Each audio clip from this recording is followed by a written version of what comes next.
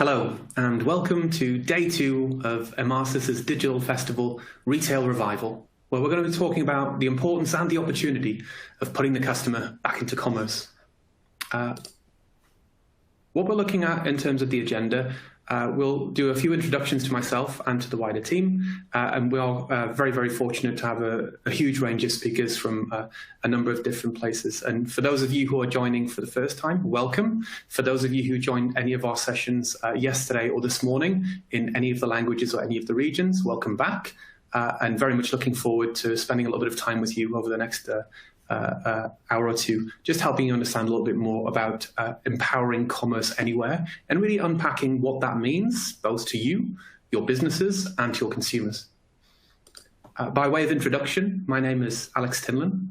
I'm the Senior Vice President of Verticals here at Emarsys, and very, very fortunate to sit between the product, the go-to-market, and the marketing teams to help understand what's going on in the industry and make sure that we are in tune with the needs of retailers, but also driving our product to look at where the next opportunities might be and how things are progressing. And I'll be your host for today, and we'll be helping facilitate alongside a very able-bodied team all of the question and answers that you can have, or all of the facilities available in the chat rooms as well.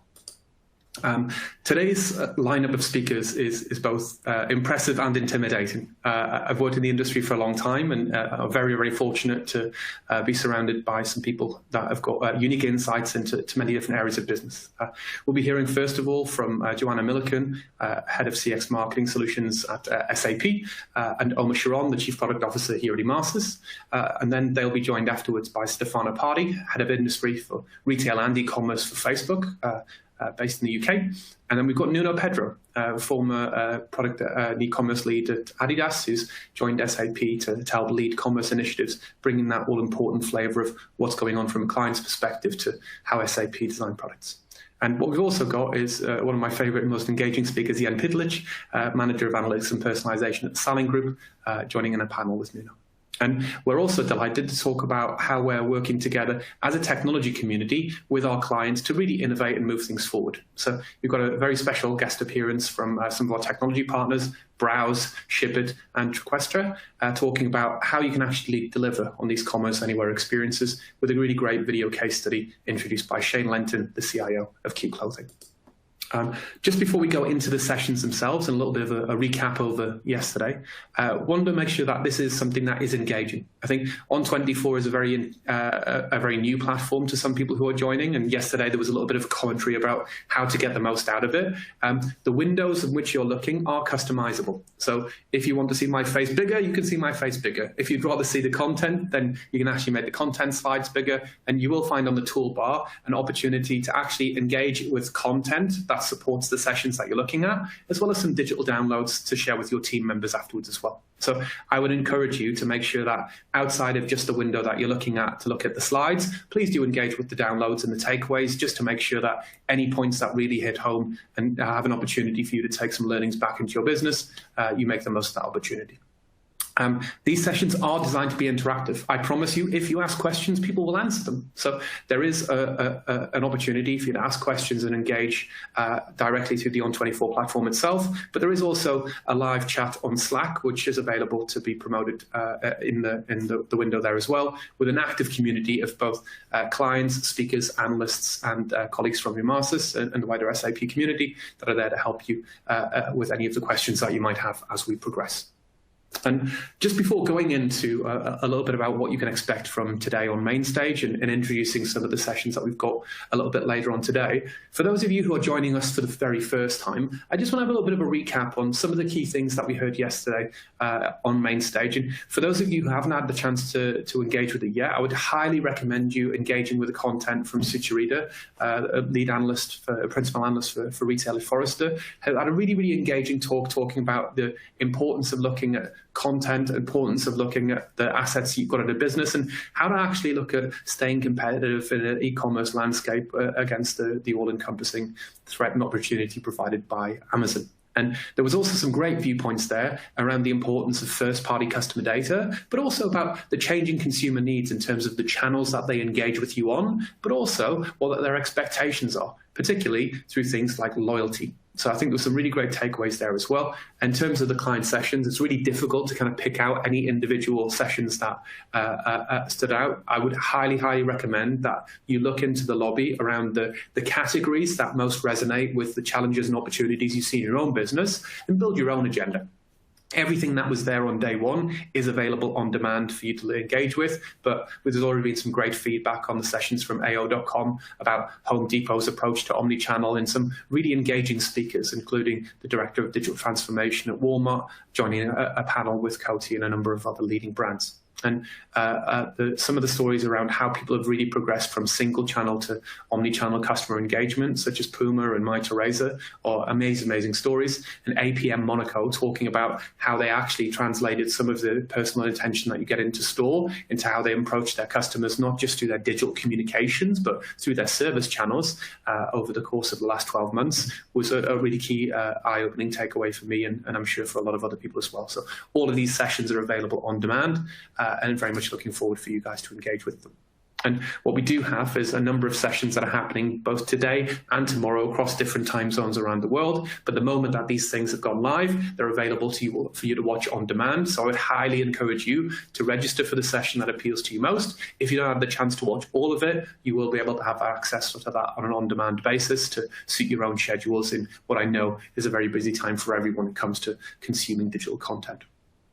But just before I introduce our first two amazing speakers, just want to kind of come back on this commerce anywhere narrative and frame why it's so important and what it really means. And I think there's two hugely powerful stats that our team have been using in a number of different engagements that really frame why it is we're here today and why we've chose this as a topic to help look at how we can actually kickstart retail and push on to the next level.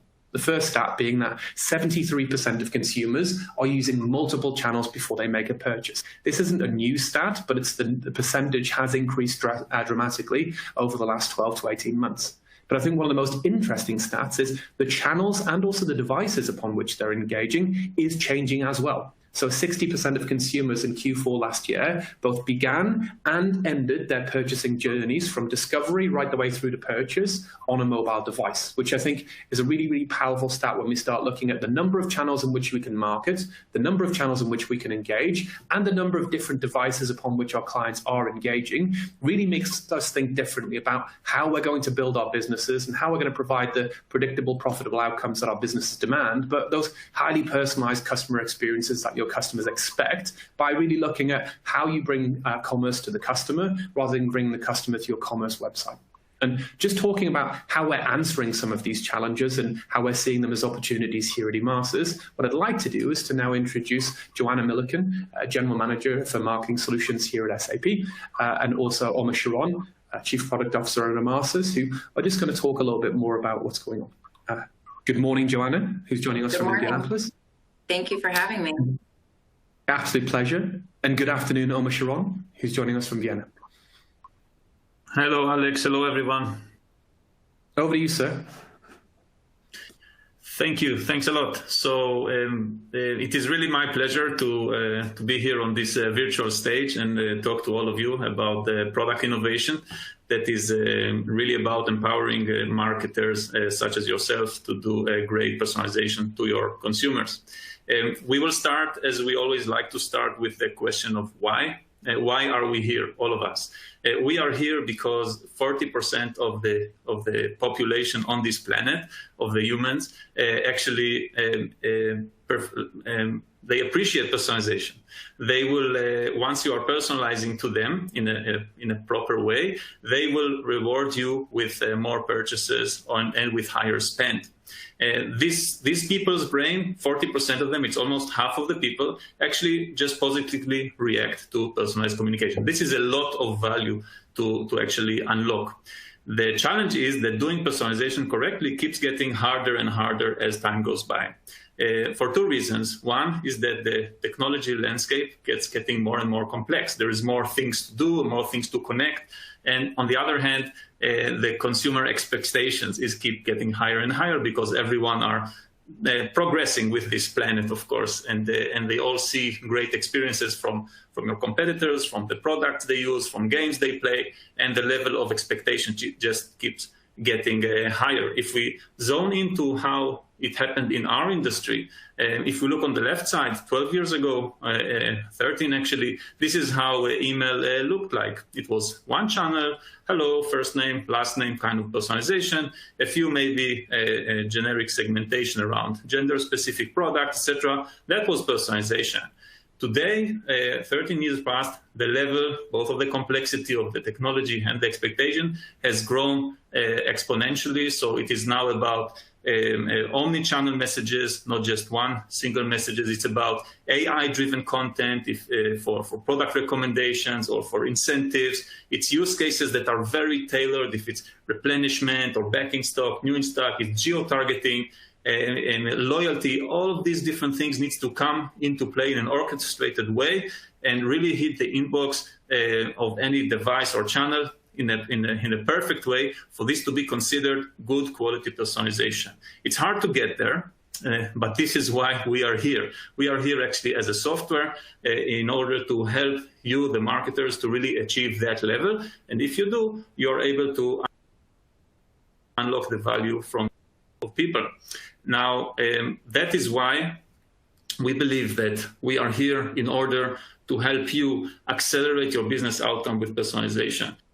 You're using our platform or platforms such as ours in order to basically automate your marketing messaging with your consumers. We want you to automate it and in the most possible way. We want it to be personalized in the most possible way, because if you are able to do that, then we can help you accelerate your business outcome with personalization. And this is really, really our vision.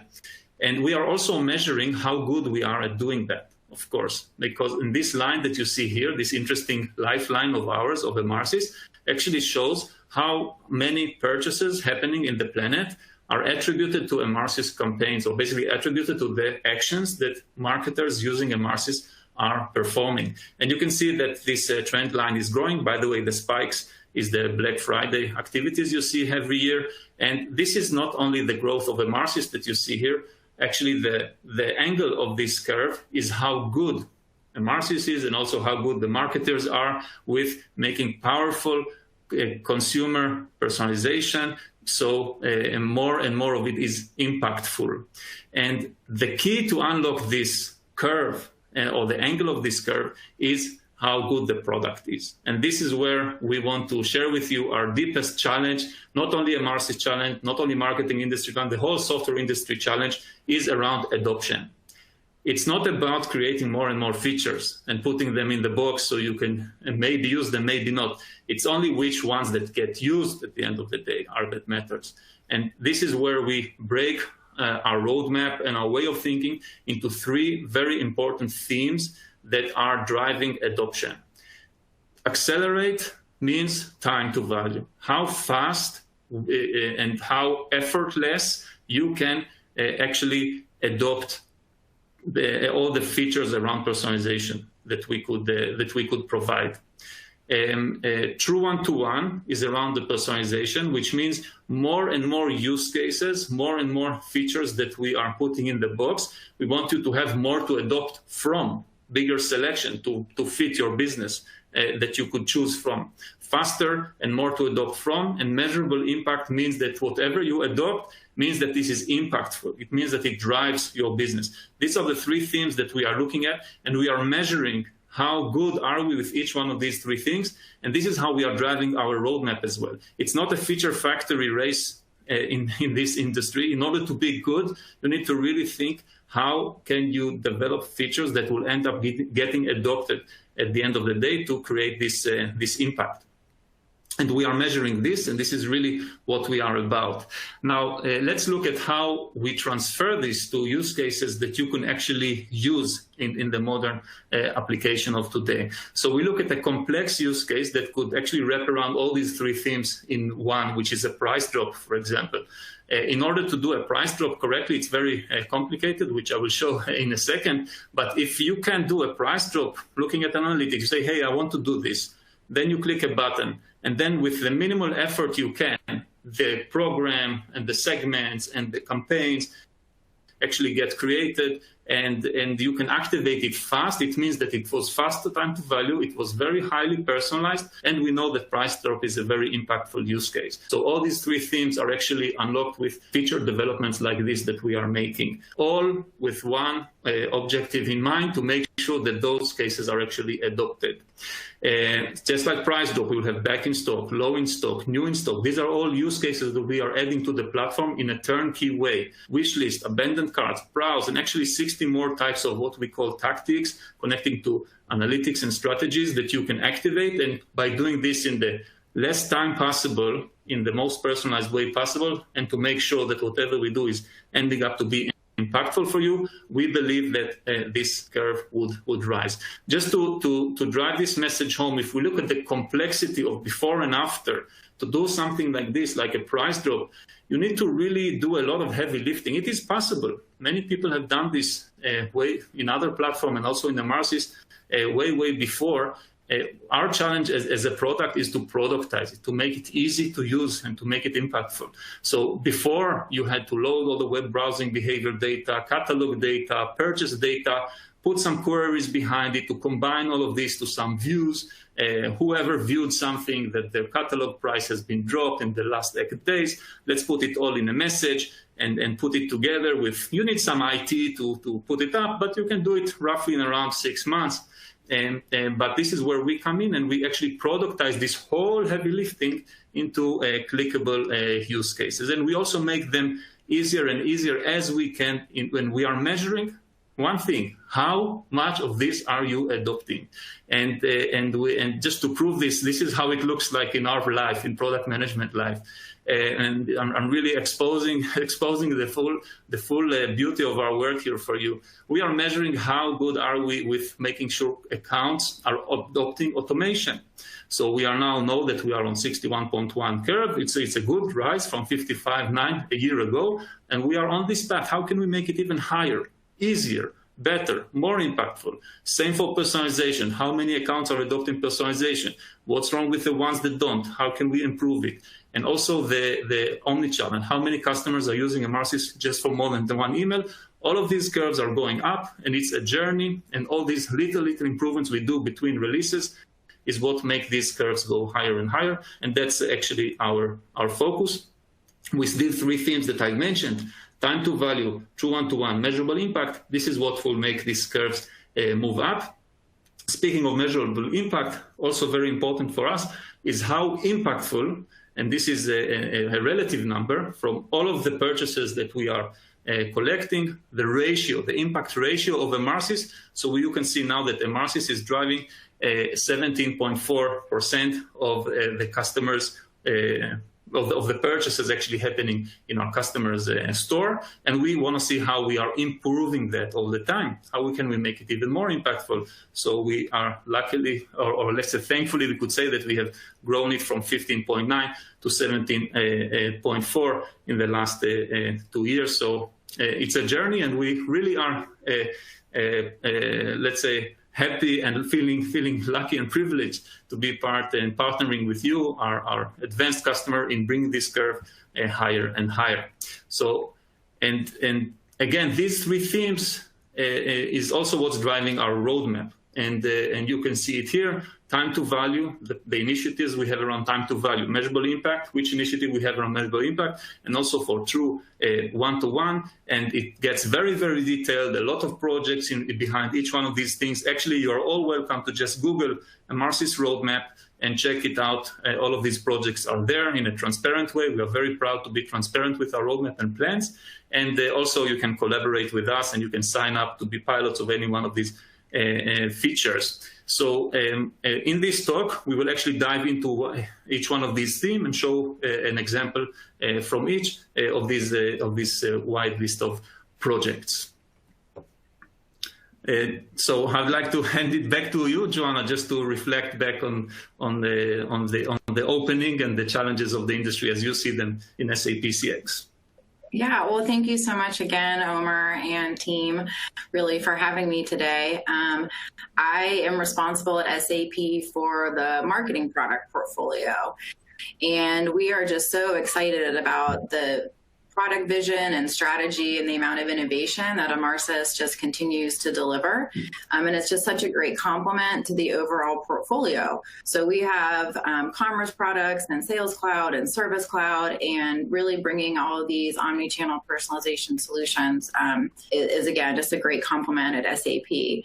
And, you know, I've been in the industry a long time, and I've been doing marketing and technology for a long time, and I've seen a lot of roadmaps. And I think what I really appreciate about what you just went through, of course, is the transparency, but is really also just the very pragmatic approach to delivering product that marketers love. So the fact that this is really the way that marketers think and the things that they care about, and that the roadmap is directly aligned to that vision and values, is just something that I don't see every day across all these thousands of companies in the MarTech landscape. And so, you know, your customers absolutely understand that personalization is really the only way to compete. You know, if you assume that products and price are pretty much the same out there, you've got to compete on that overall experience. But it's really hard, like you said, and they're resource constrained. And if they're not focusing on the things that matter most, it's going to be harder and harder to keep up, especially with what everyone's seen in the world today. So I'm really excited for you to dig in more and show us more specifics. Thank you. Thank you very much. And let's dive right in therefore. So here we are on the first theme, which is a true one-to-one, where we have focused lately on giving you more control to our marketers around transparency for advanced personalized use case, which I will show you exactly how it looks like. So this is actually, we are addressing 4 challenges. You know that there is a lot of content being driven by AI, being product recommendation or other type of AI-driven content. And there is always a struggle of adoption again on how can I can trust the machine is doing good, but there is also some business rules and logic I want to apply on top to filter or to control what the machine will output. So we'll show a little bit of that.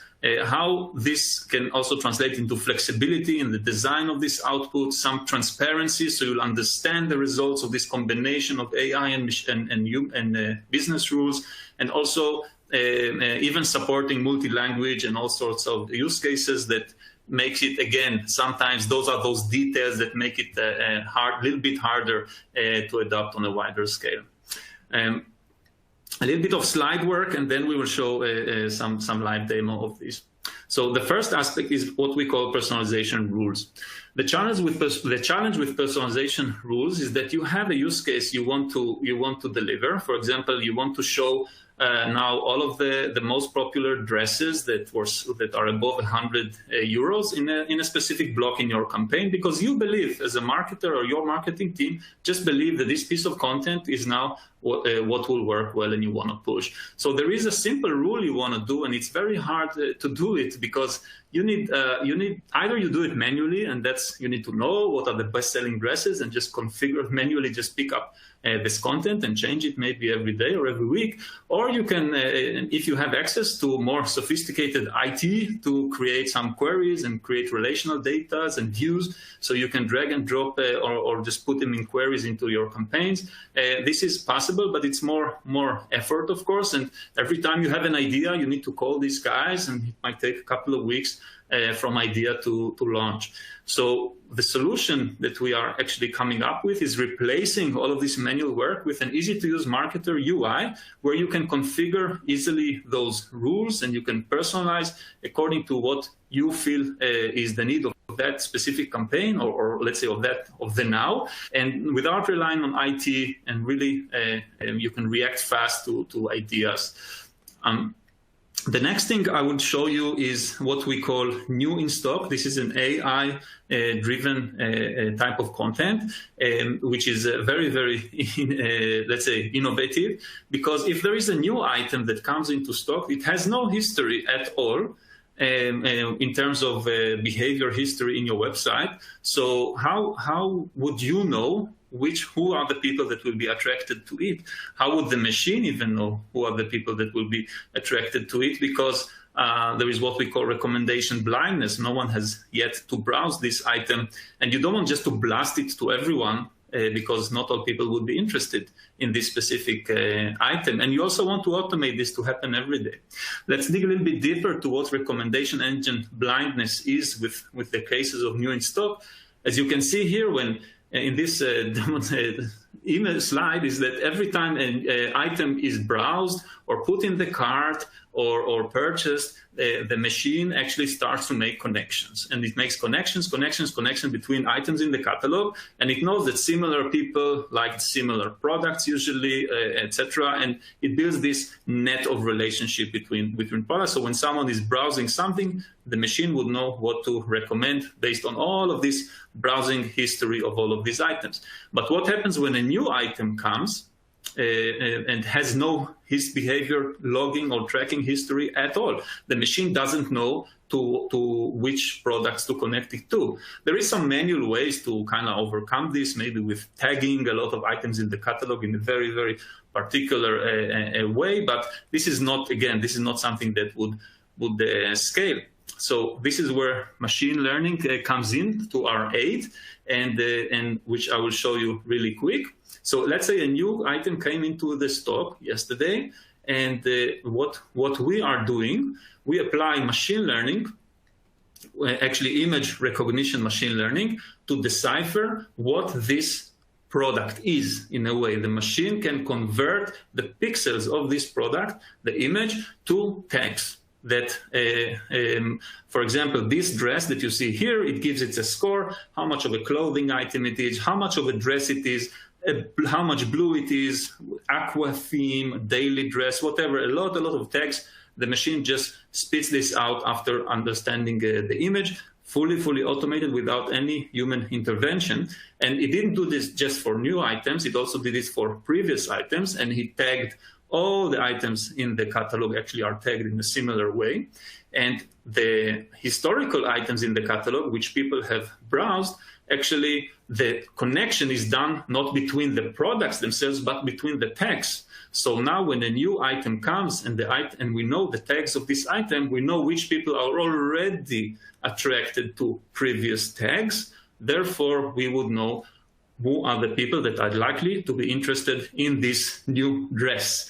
And we have tested this use case numerous times, and the uplifts are phenomenal. This is a really powerful use case, between 50% uplift against, even sometimes 250% uplift against not manual content, against AI recommendation engine content in some cases. So this is really a brilliant value. And again, hard to do, but this is exactly this adoption challenge that we come in, and we not only allow it to be working, we're also putting the control on top that I've shown you earlier. So you can apply business rules on these recommendations. Now let's look at all of this in the software itself.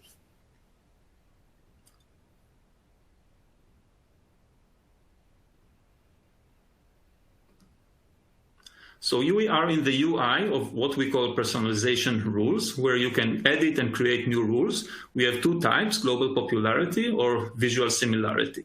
I will show both of them.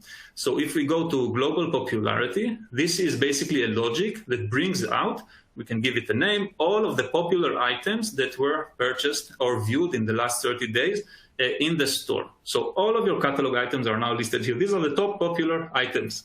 But now you, as a business rule, you have an idea. You want to really start to fine-tune that a little bit. So we don't just want all items. Let's start to apply rules. So we can apply category rules. For example, we want to show only skirts. So we can apply this filter, and you can see again this transparency, which ones are the most popular dresses that were sold in the last 30 days. And this can go further, any product field. You can put in here as a condition, marketer. For example, availability is true. Let's only show available items. Price. So only that we have, again, the use cases, let's say only show expensive dresses, etc. So this is where you, the marketer, you don't need IT to do any type of queries, and you can just create these easy to use rules and create a personalization based on your latest idea. And if we go back to the overview now, and now let's create the second type of rule, the visual similarity, and then I'll show you how it fits in the campaign. The visual similarity, this is this AI-driven content, where marketer can basically very easily create visual similarity AI rule. It can say to the AI, hey, use anything that was loaded to the catalog in the last 7 days, 10 days. You can configure this field and to a number of days as you would like. And then you can start telling AI what to be inspired from. For example, this is where you put rules on top of AI. So you can say, hey, only show similarity based on, for example, brand. Only show similarity based on price, because you want to start configuring and tell AI what to be inspired a little bit from. And then from here, of course, you can apply any of the business rules as we have said before, in the same manner, which we call product filters. So here again, we could add any field as a condition if we want to show from a specific category only, or we want to show from specific prices only, etc., etc. So here you can see this combination where the human rule-driven rules are placed on top of the machine-driven content. So availability is true. And for example, again, we could use the price field as another filter. And this really creates this adoption challenge, people that want to have control on the machine-driven content. Very, very powerful. We also have fallback logic. So if there's not enough products, then we will show the fallback based on global popularity. And also the same filters would be applied on the fallback as well. So that's another important thing to mention, is that if someone has already purchased this item in the last 30 days, then we will not show this content.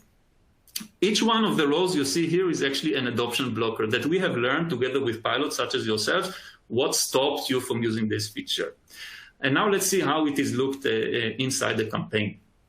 So we are now in the Emarsys email campaign editor, and we have here what we call a product block.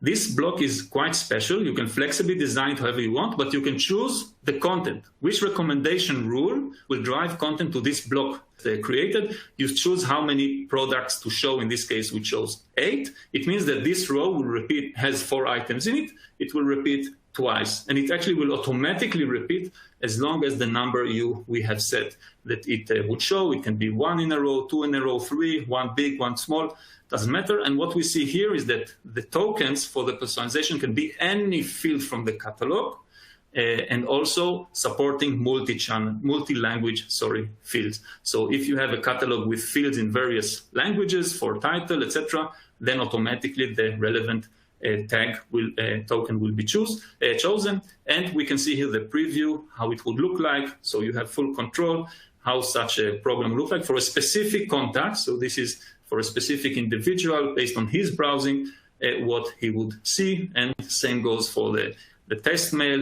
that basically to give the final look. And this again will show you how each individual will receive his own personal or her own personal new in stock curation. So that was this first type of content, of theme, how we create content for true one-to-one use cases that are really easy to adopt and sophisticated. Joanna, I'll bring it back to you. Omar, finally, I think some true advancement in product recommendations. Recs have come a very long way. I can remember working with a furniture retailer. They were an online furniture retailer here in the US, just a couple of regional stores. And they were really one of the first customers that I ever worked with implementing product recommendations in email. And they had a dramatic impact, even, especially at that time when it was brand new, but it was highly manual, highly curated, very, very marketer driven. And then fast forward 10 years later almost, and I'm speaking to a well-known European retailer in the beauty and kind of pharmaceutical space, and they're implementing new campaigns for curbside pickup. And of course, they want to add additional product recommendations as part of that campaign to get that same uplift And unfortunately, not a lot has really changed for them. It was very manual, very curated, a ton of process to get the product catalogs in, making almost, step-by-step decisions. And so to see something that's actually innovative and progressing and taking the time and the manual effort out of it and making smart decisions along the way, is just really exciting to see. So congratulations on that. It's been fun too, I should say, watching the teams do their internal demos and like cheering when their algorithms win and exceed Lyft by so much. So it's been really cool to watch. So again, congratulations, and I look forward to all the customer success stories. Thank you very much, and they are indeed coming. So let's jump to the next theme, what we call time to value. I already showed and spoke a lot about time to value use cases, but sometimes it's those little things that just takes you another second, another minute, another half an hour that if we could allow you to spend these precious time and minutes on innovation and creativity, more value would be unlocked. So we are this to save you time.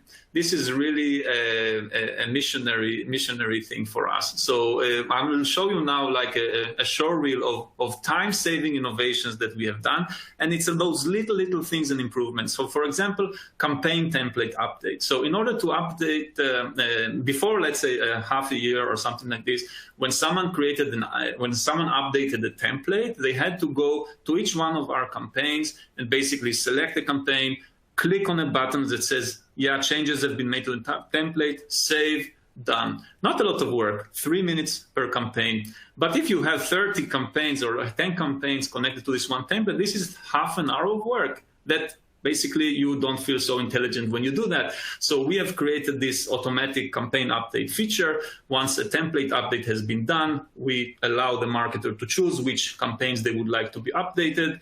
One button click, and boom, it is saving 29 minutes for 10 campaigns. And actually, we have measured how much time we have saved for all of our pilots using these 60 pilots. Collaboratively have saved 443 working hours from this planet, and we will continue to do more. This is just one example. Let's do a little bit more like this. We also created automation campaign distribution. So if you have multiple accounts and you have a great idea done in one of them, how can you actually migrate this campaign to another idea? We didn't have that option before. Someone had to go to the other campaign, create a blank canvas, and create the program from scratch.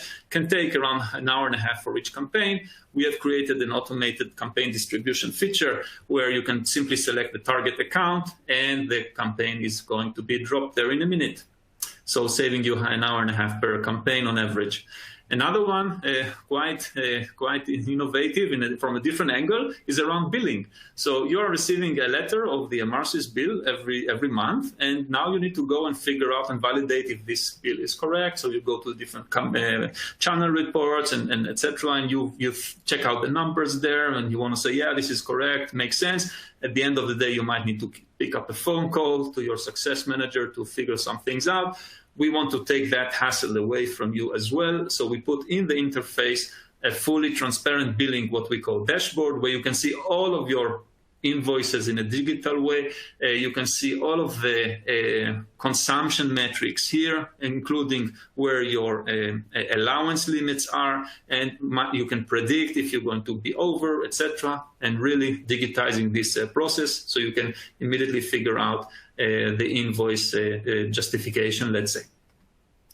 Another one is we have improved a lot our automation editing experience. We actually joined 2 editors into one lately, what we call Unified Automation Editor, and where we didn't only join them for a unified experience, we added a lot of time-saving functionalities to copy-paste branches and nodes. Dragging and dropping is very, very smooth. You can undo, redo, much more smooth and way of working. It saves time, simply saying around, on average, 18 minutes for each program you will create with this new editor and improvements in it.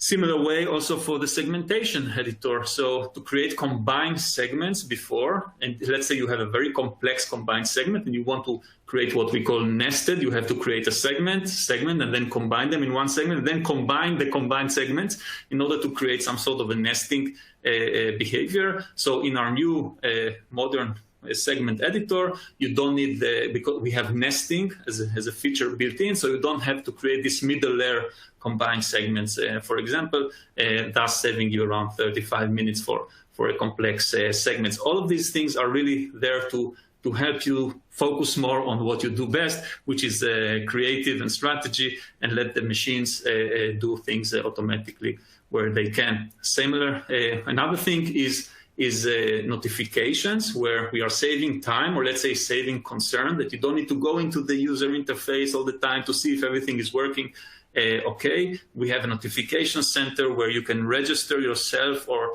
your colleagues to forward the emails to whenever something is wrong or a notification you want to receive. It will go directly to your inbox campaign and email as an inbox email, and you don't need to go ahead and check the interface all the time to see if things are going wrong. So these are just a series of really marketer experience improvements, small steps to great victory, which is allowing you to focus more on your work. But Omar, like you said, these things are so critical, and it all comes back to adoption, right? It's really hard to adopt the latest innovation and try new things if it takes so much time and effort to get the basics right. And, marketers are just asked all the time to do more with less budget, with less people. And so every minute, really counts. And they've just been, taking the burden and organizations just kind of assuming marketing will figure it out and let the people kind of stitch all this stuff together. And it's just taking too much time, and it's just too hard on those individuals. And it just really hurts. And again, like, we lose time and creativity as well, and really focusing on differentiation versus just the tuning and the plumbing, right, of the campaigns that we all have to build. I was talking to another customer, an SAP Commerce Cloud customer, a couple weeks ago, and they were telling me, for example, that they've spent $80,000 here in the US to implement a very simple shopping cart abandonment email campaign and do a retargeting.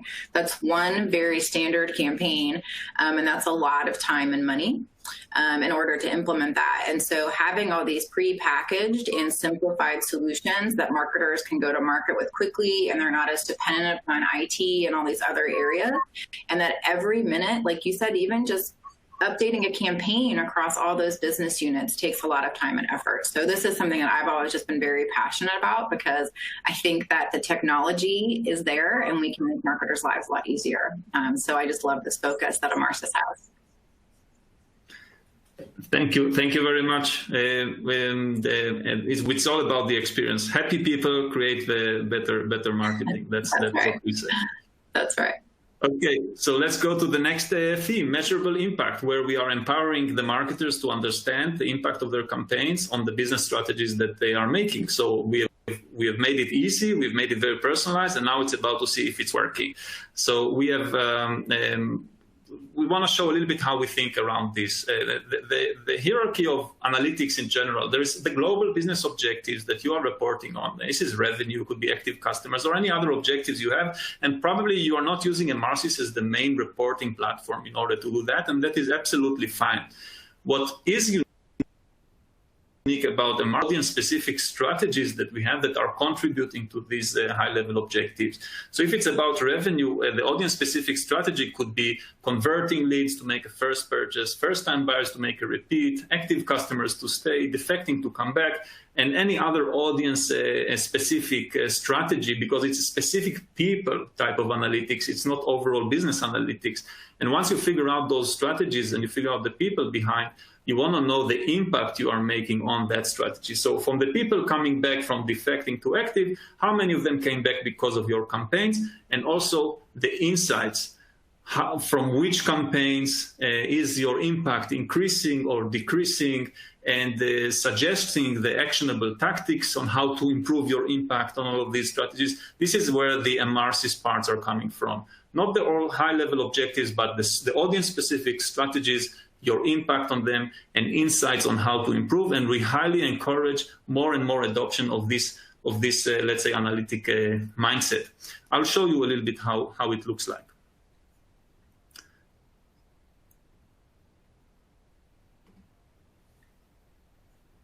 So this is our strategic dashboard where you can see the revenue as a business objective. You can also look at active customers, for example.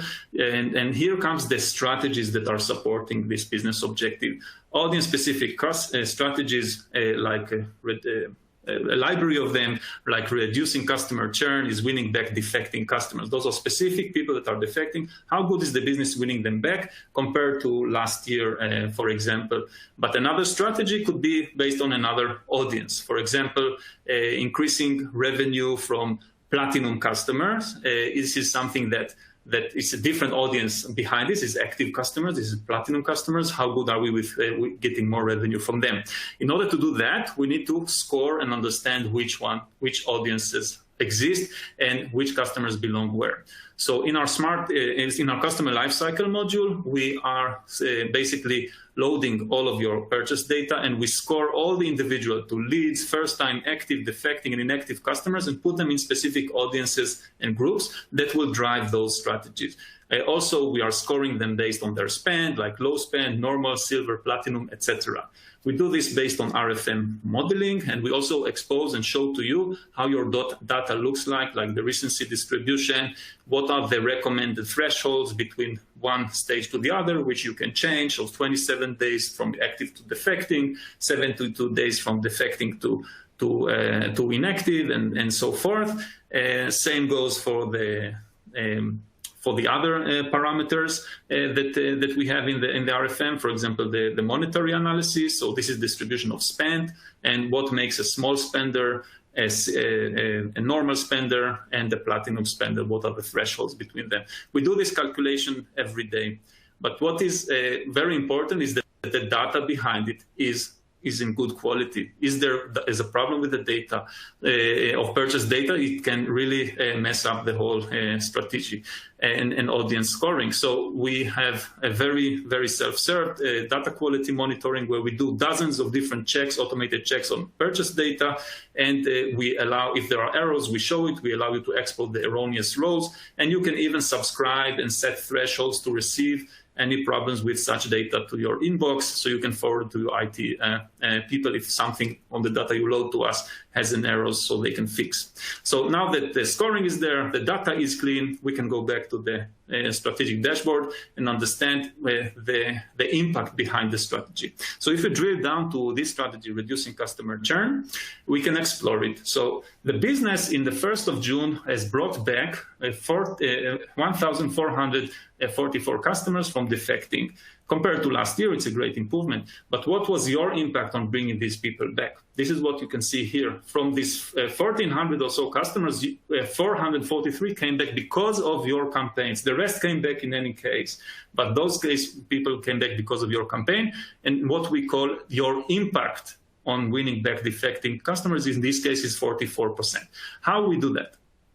We have a built-in revenue attribution screen service where you can configure your attribution model, first touch, last touch, 7 days, whatever your business is working with, which channels of Emarsys to include in this model. And by that, actually, we are scoring which campaigns and also which audience has touched the purchase or the conversion. By that, actually, we are closing the loop of analytics. So we know the impact, which conversions actually happen because of which campaigns. And here, for example, you can add how many of the abandoned carts, actually conversions, came to defecting buyers. So 10,000 people came back from defecting to active because of abandoned carts. So this 10,000, it's not the whole performance of abandoned carts. It's only filtered by the people that are defecting buyers. So this is the pure impact of abandoned cart on winning back defecting customers. And same you can do with any type of your campaign or program. You can identify how it is impacting which strategy, and you can only do this in Emarsys. We are actually moving to impact discovery, where we will show you what are the top performing programs and campaigns and even channels on each one of your strategy for you. So you can do more of what works and you can figure out where you need to do better. Just like we have here in the overall revenue analytics, we will have it also by strategy as well. And from here, it is actually the only thing you can do is to go ahead and figure out, okay, how from here I can go and improve. So this is where you can go measure where you have impact or where you want to improve your impact. And then you can go to any one of our built-in tactics, as I've shown you earlier, and choose how to improve it.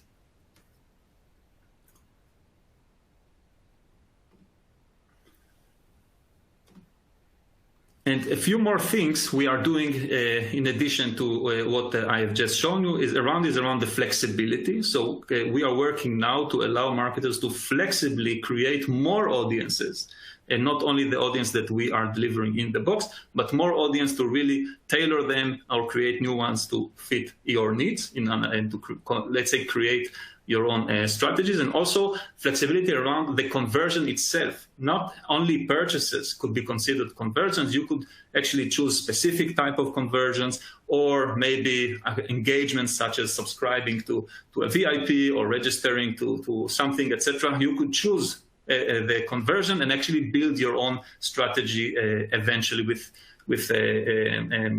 easy to use user interface. And this is what is cooking in our roadmap in the next few releases.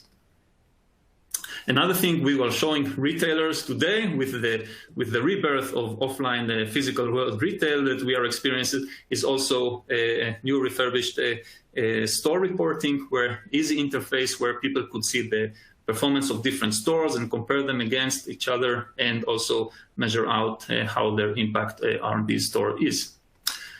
This was about the measurable impact theme, which we hope resonates well with you, and we are highly encouraging the adoption of those screens and capabilities. Yeah, the pressure for ROI is not going away, is it, Omer? And then I think with commerce anywhere and everywhere, people want to understand more than ever. Organizations and brands want to understand more than ever what's working. And, you know, one of the things that I see marketers doing is we keep adding on, we keep trying new things, but we don't really take anything away.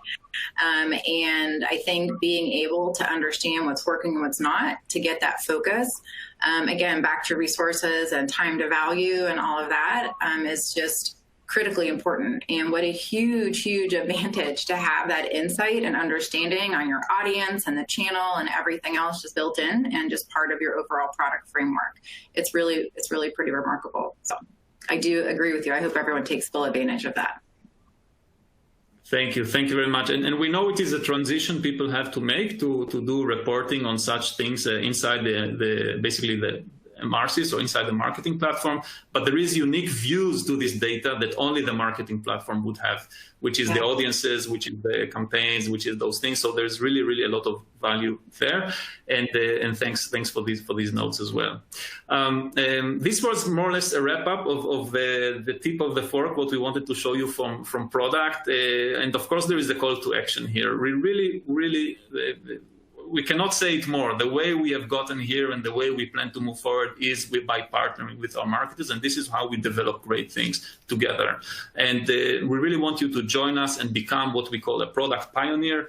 We already have 137 customers as of yesterday that are product pioneers. It means that they are talking to us, they are piloting, they are giving us feedback on ideas, on narratives, on prototypes, or on functioning features, and they are part of our basically evolution of product. We could not have done this without all of you. If you want to become a product pioneer, just Google Emarsys Pioneers, and you will reach this page, and you can today sign up for it. And hoping to see you all there. So thank you all very much for this session, and I would like to hand over to Stefano Paradi. He's the head of industry for Facebook retail and e-commerce business in the UK. In his current role, Stefano supports leading fashion and luxury clients with their brand and growth strategies. Over to you, Stefano.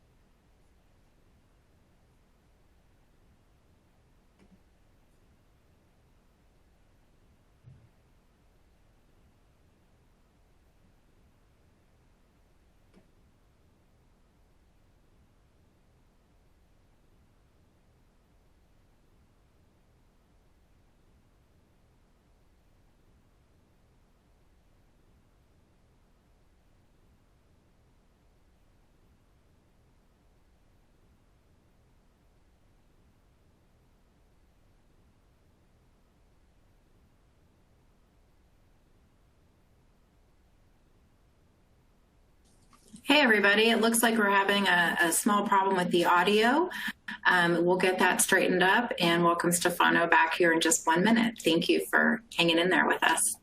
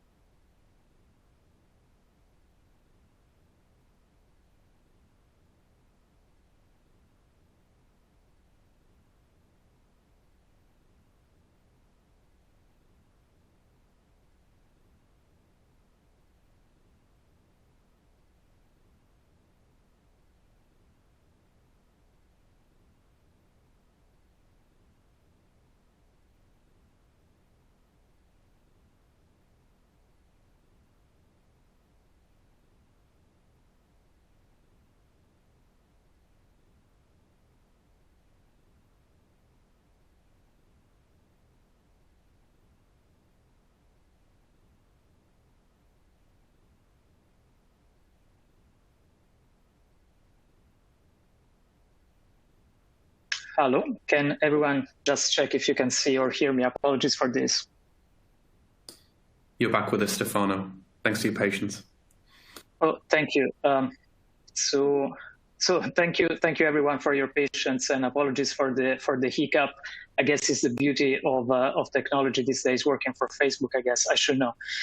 So again, thank you so much for the welcome, and apologies for the hiccup. As I was trying to mention, today we're going to talk about some of the biggest shifts that actually we're seeing in the ways people are discovering, shopping, and buying. We will look at some of the challenges and opportunities that these changing behaviors present to all of us as marketeers, and especially how Facebook Discovery Commerce can help you make the most of them to thrive in an ever more digital world.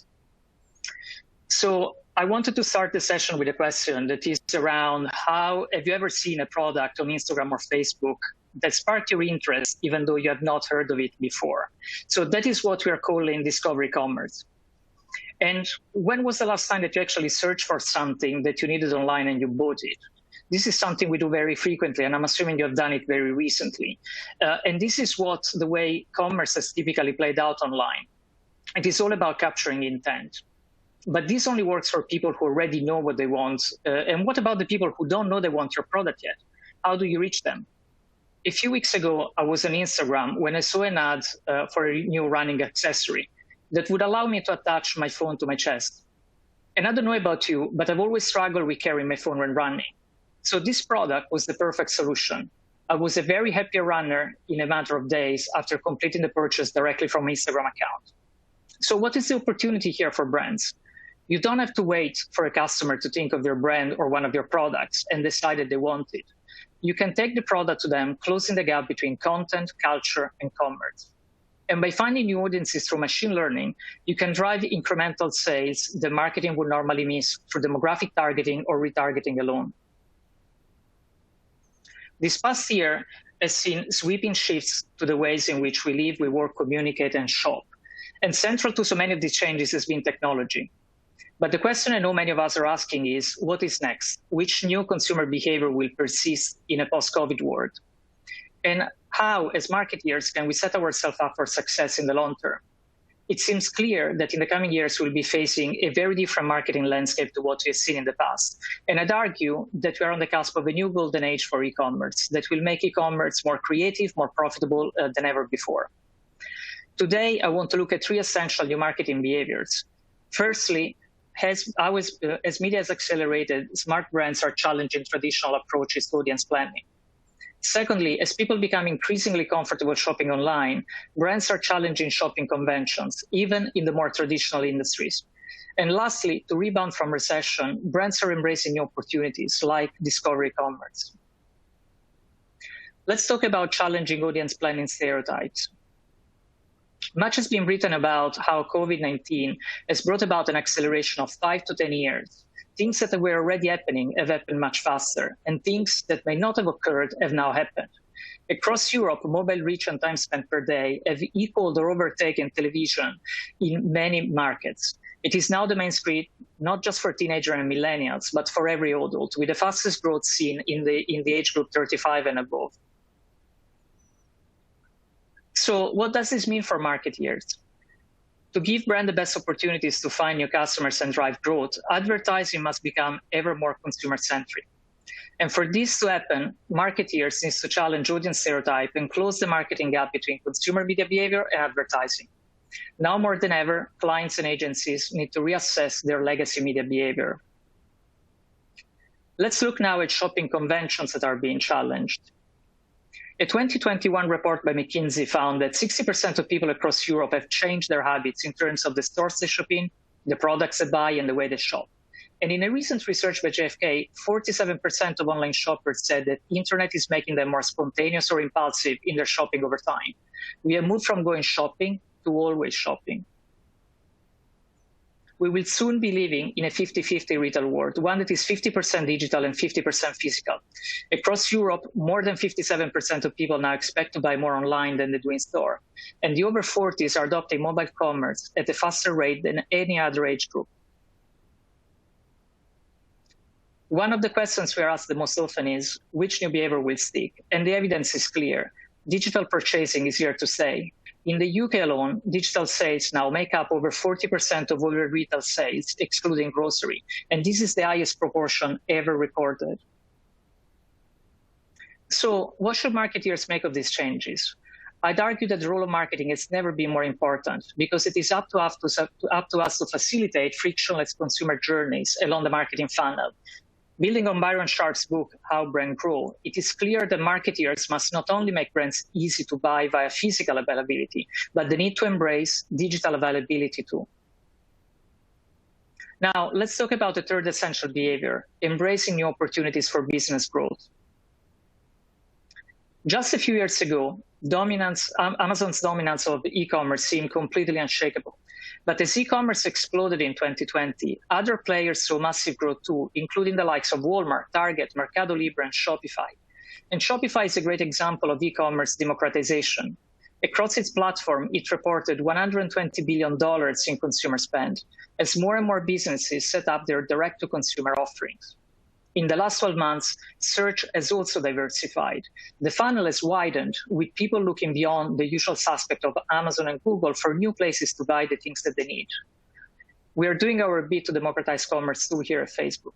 Last year, we launched Instagram Shopping and Facebook Shop with two main objectives. First, to empower everyone, from small business owners to global brands, to connect with customers. And secondly, to make shopping and buying easy for those customers. Many businesses have faced huge uncertainty and losses as physical retail outlets have closed, with Google mobility data showing that retail footfall dropped by as much as 96% in 2020. Large companies have had to pivot. Brands that had never had a consumer offering before were forced to go digital and go direct during lockdown. By the close of 2020, companies including Nike, L'Oreal, Nestle, they all had achieved double percentage e-commerce sales. Despite its incredible growth over the last year, e-commerce, as well as search and other forms of intent marketing, require customers to know what they're looking for. Brands have to reach them with other media before they buy. While they continue to be incredibly important for brands, search and e-commerce do not generate demand. Discovery commerce does. Valued at over $4 trillion, intent e-commerce is undoubtedly a huge opportunity. But with consumer spending at 15 times the value of e-commerce spending, the opportunity for discovery commerce is much bigger. And put simply, the bigger opportunity is not in capturing the consumer wants or what they call the intent, but rather in creating them. The most important question for us today is, how do I reach my potential and my unknown customers? We have a paradox here. The shop floor is now infinite. Choice is no longer bound by shelf space. And on an infinite shelf, how do people discover your product or your brand? We're seeing a transformative shift in the way we discover and buy. Armed with the power of artificial intelligence and through collaborative curation and algorithms, the next stage for content and commerce is emerging. The way we watch films, listen to music, consume content, and buy products, they all reflect our previous behaviors, our wants, our passions, and our lifestyles. Take Netflix, for example. 80% of its content consumption is driven by recommendation. It is designed to give us personalized recommendation for the best programming experience, which means that your Netflix will look very different to mine. Spotify does the same with Discovery Weekly. Based on your previous listening history, it predicts what tracks you might want to hear. Discovery Commerce works in a very similar way. Just as Netflix and Spotify suggest relevant shows and tracks, so Instagram and Facebook offer up brands that are likely to appeal to people based on their interests and their behaviors. And we've got some history here.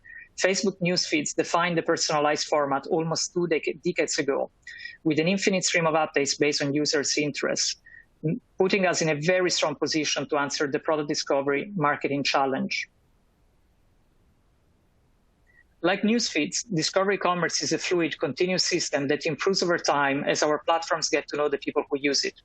Whereas e-commerce is about people finding product, Discovery Commerce is about products finding people. Recent research has shown that 39% of people were not intentionally shopping when they discovered the product on a Facebook platform. With Discovery Commerce, businesses can go beyond traditional marketing, not just meeting customer needs, but anticipating and predicting them. We like to think of Discovery Commerce as engineered serendipity. It is the moment of prediction that anticipates what people want before they know that they want it. Remember the choice paradox I mentioned earlier, the problem of infinite shelf space versus people's finite time. Discovery Commerce helps to solve this paradox. We have built an infrastructure to make over 200 trillion automated decisions a day, allowing us to deliver 3.3 billion personal experiences. We are connecting content with commerce and customers with the 200 million businesses that operate on our platform. Traditionally, the store shelf has been the biggest discovery platform in the past. But as people frequent stores less often and for less time, businesses need to understand which channel drive product and brand discovery online. According to research in Q4 2020, the #1 channel for discovery was social media, followed by TV and search. And in a report by JFK, 82% of people had discovered the product or brand via Facebook, while 8 in 10 Instagram users said that they discovered a new product or a new service on the platform. What this means is that the traditional path to purchase has collapsed. People can now be made aware of something and purchase it in just a matter of seconds without searching for a known brand or a product. To maximize sales, brands need to ensure a seamless and frictionless experience, taking customers from product discovery to final purchase in 5 taps or less. The collapse of the traditional path to purchase means that the lines between content and commerce are really blurring. Forward-thinking brands are starting to see the total cost to reach and acquire customers through the same lens. What may be called advertising is effectively the same as renting a retail space on a high street or a shelf space in a supermarket. And now is the time for brands to reassess and better understand where their money is working the hardest to reach and connect with customers.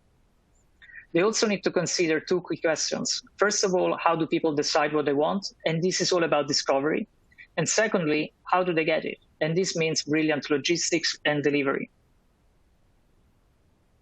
This is not something for the distant future. It's something that is happening right now. 83% of CEOs look to marketing as a growth engine for their business. It should rightly be seen as a revenue opportunity and not a cost. By developing a new discovery muscles, brands have a chance to close the gap between content and commerce, to find new audiences, and to build incremental sales. Let's quickly look back at what we just discussed. First, as media has accelerated, brands need to challenge audience planning. Secondly, as people grow increasingly comfortable buying online, brands should challenge category shopping conventions, even in the more traditional industries. And lastly, the biggest opportunity is not in capturing people's intent, but rather in creating it with discovery commerce. Now, let's look at activating discovery commerce. For people using our platform, discovery feels simple and delightful. They can discover new products and are able to purchase them quickly and easily wherever they are. But behind the scene, it's important to understand how to leverage the powerful tools and solutions to drive these results. Here is how Discovery Commerce system works. First of all, our personalization engine is driven by machine learning, and it is fueled by a deep understanding of people's interests, preferences, and behaviors. Secondly, engaging surfaces deliver your creative through curated experience to people where they're already spending their time. Thirdly, advertising and conversion tools help people move from discovery to purchase, often without leaving the app. And finally, optimization and measurement solutions enhance experiences throughout the journey and over time. Turning on discovery commerce means, therefore, investing in 4 key areas. First, personalize your campaign through a strong media setup and signal resilient strategy. Secondly, inspire with strong creative and consumer experiences delivered on our engaging and dynamic surfaces. Third, convert and retain customers by optimizing the paths you create to serve people and your objective. And finally, continuously learn and optimize, which is about leveraging tools to sharpen and evolve your marketing practices. And here are a few brands that are doing this really well. Found understood the importance of using the right tools to personalize marketing in the most efficient way. They use broad targeting and dynamic ads to make the most of our system's machine learning. They suspended their own biases and assumptions around their audiences and allowed machine learning to do the work for them. Through a test and learn mindset, they were able to drive new customer acquisition and brand awareness for their business, going way beyond their original expectations. Another great example of inspiration comes from Sephora, who launched its first ever fragrance collection with a groundbreaking digital campaign on Instagram. The company enlisted a neuroscientist creator to develop 3 sensory AR filters and a 3D animation designer who made eye-catching videos that highlighted the different notes in the fragrances. Their work resulted in a very fresh, disruptive experience that cut through in a very crowded market. Episox provided a textbook example of conversion and retention with a campaign that generated online sales by finding new customers in untapped international markets. Removing any potential friction along the path to purchase, Episox ran short-form video creative that showcased their brand and drove sales both online and offline via resellers and their own retail stores. And finally, here is an example of best-in-class learning and optimizing from Nestlé, who launched a 2-year marketing mix modeling study with Nielsen. By isolating the impact of other media and marketing inputs, Nestlé was able to assess the true impact of Facebook activities on the in-store sales of Dashi Perugina products. So we have been talking about all the steps that you can take to turn on discovery commerce. And when it comes to shopping, for many businesses, we know that they're already testing out new and innovative ways to drive transaction and sales using Facebook platforms. But how can we prepare for the future? The biggest thing is focusing on the development of what we call experiential online shopping that is going to enable us to bring beauty, fun, and even a bit of magic to the experience. This is an example from Made.com that using AR managed to bring actually the look and feel of furniture inside your room and your living rooms. We're also seeing that influencers are beginning to leverage these tools too. This is a makeup artist called Nikita Dragum that has over 9 million followers on Instagram. And she launched one of her latest products via Instagram Live that was shoppable. And off the back of this video, 5,000 people put this product in their shopping basket on Instagram. And she was clearly, truly excited. There are also other technology we're just beginning to apply to shopping, like artificial intelligence. Right now, our AI researchers are working on a long-term project to build an AI lifestyle assistant that can help you with your shopping. This assistant will know your wardrobe, your personal style, and even your body shape, and can recommend items that would suit you, like in this example here, where this gentleman is being recommended a blazer for his interview. We are a little ways off, but this is setting the groundwork of our AI labs in Facebook. And to wrap it up, I want to end with a quote that struck me very recently from Nike CEO John Donahoe. The consumer shift to digital is permanent, and our digital penetration will only increase in the years to come. We have a very proven playbook led by digital. And today we looked at some of the behaviors that marketeers need to adopt in a world that seems to change more rapidly by the day. The ever-accelerating shift to digital provides incredible opportunities for brands, and the future of commerce will belong to those who are prepared to seize it. This means acting now to ensure that you have the right system, tools, and knowledge in place. And as ever, we are here to help you do it. I want to thank you all for your time today. It has been an absolute pleasure to be here. And I will now hand you back to Alex for your panel session. Thank you so much, Stefano. I think so many interesting insights there. And I think one of the things that people have often looked at is their ads as a retargeting channel. I think starting to look at how do I acquire new customers and lead with the product rather than leading with just customer data is a fantastic opportunity for many different brands. So thanks for joining us. What we're now going to do is to move on to a panel session moderated by myself, but actually joined by two amazing speakers that we're very fortunate to have. The first is Jens Spitzlich, who I've had the very good fortune to deal with for more than 5 years or so at Emarsys. He's the manager of analytics and personalization at the Salling Group, which is actually Denmark's largest retailer, serving 11 million customers each and every week, ranging from their grocery business, the Bilka brand, but also through to consumer electronics, homewares, and even running coffee shops and restaurants. How he manages to personalize customer experiences across so many different brands and so many different channels is a really exciting opportunity. Welcome Jens to the panel. Thank you so much. It's a pleasure to be here. It's going to be exciting. Very much. I'm also jealous of your background in your wood shop. We're also joined by Nuno Pedro. Nuno Pedro probably doesn't need an introduction for many people, but is going to get one anyway. Nuno has held leadership roles at Calvin Klein and also at Adidas in customer engagement, personalization, and customer-centric marketing. And most importantly, has now joined SAP to head up our commerce line of business to make sure that we've got client-side insights from people who've been really delivering best-in-class experiences to help create those and drive our product to make it more accessible to more brands who don't necessarily have the same team and same talents as the Calvin Kleins and the Adidases of the world. Nuno, thanks so much for joining, sir. Thank you for the nice introduction, Alex, and hello, everyone. It's a pleasure to be here. Thank you.